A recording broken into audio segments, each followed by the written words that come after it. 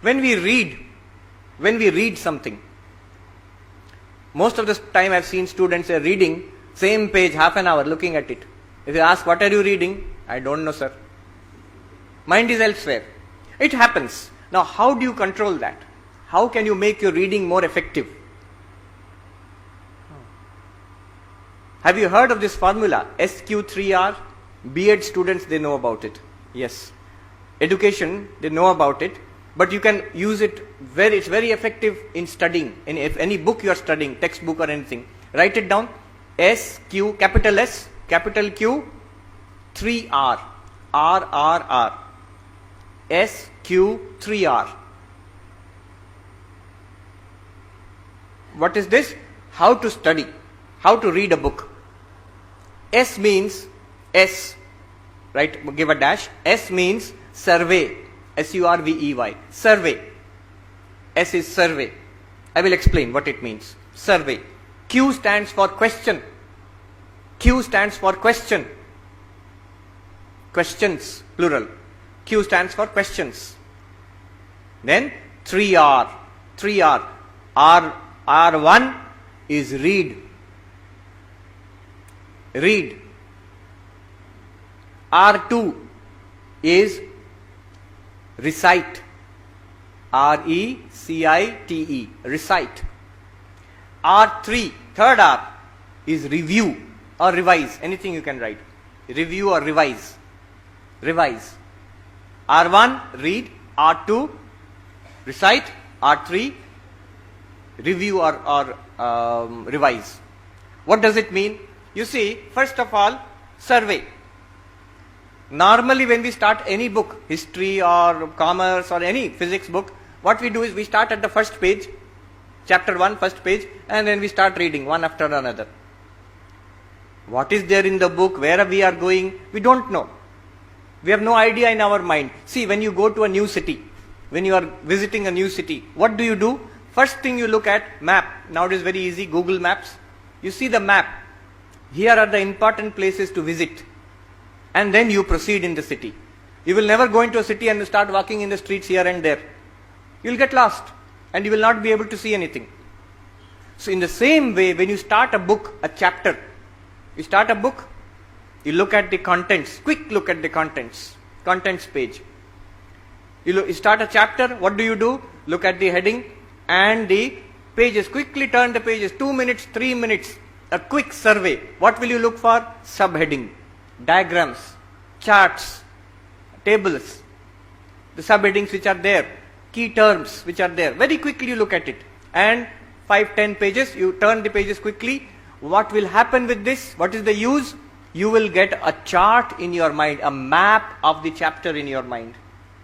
You will get a map of the chapter in your mind. So when you start studying later on, all the time you will know where I am in this chapter, what is behind me and what is ahead of me. You will have a clear idea. It's psychologically very important, they say in education, to have this clear idea of what I am doing, where I am. Survey. Second, questions. Second, questions is there. What does it mean?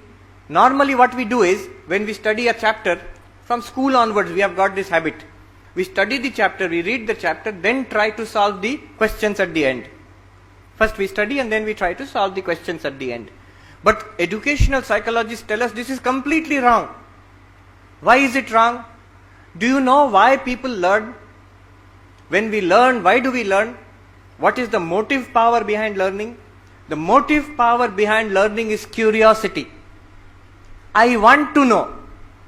Curiosity. I want to know. Then we learn. Unfortunately, in school and college, why do we learn? It is in the syllabus, sir. That's why we are learning. Now syllabus, do you want to learn? No, nothing like that. That's why we don't learn also. That's why I have lot of effort before examinations, after examinations, all forgotten again. Because I never wanted to learn it in the first place. Now how can you create that sense of curiosity? Educational psychologists say, whatever subject you are studying, it may be maths, physics, history, commerce, whatever. First you go to the questions. Look at the questions, at least 5-10 questions. Keep them, they say write it down or you need not write it down, keep it in your mind. When you will start reading, what will happen is, the questions are in your mind. Now you are not reading mechanically. You are discovering. You are seeking the answers. You are curious. You want to know the answers to those questions. So when you are reading, then you find, oh, here is the answer to that question. Oh, here is the answer to that question. Oh, I did not find the answer to the third question. You are seeking. That's a much more powerful psychological mode of learning than simply turning the pages one after another. So question first, then study. Not study first and then question. And then third part is the 3R. After survey and questions, it is taking so long to explain it, but actually when you do it, it takes just few minutes. Then you start reading. First is R1, reading. How do you read? Do we have to learn how to read also? Yes, you have to learn how to read. Active reading. There is something called active reading. What is active reading? Don't simply hold the book and stare at it. If you stare at it, after some time what will happen? Eyes will go heavy, book will fall out of the hand. No. You keep a pen or a pencil and you mark, if it is your own book, don't mark library books. If it is your own book, you mark it. Important points, your own comments in the side, what you understood, what you did not understand. Some people write a small question mark, I did not understand this part. I agree with this part, one tick mark is there.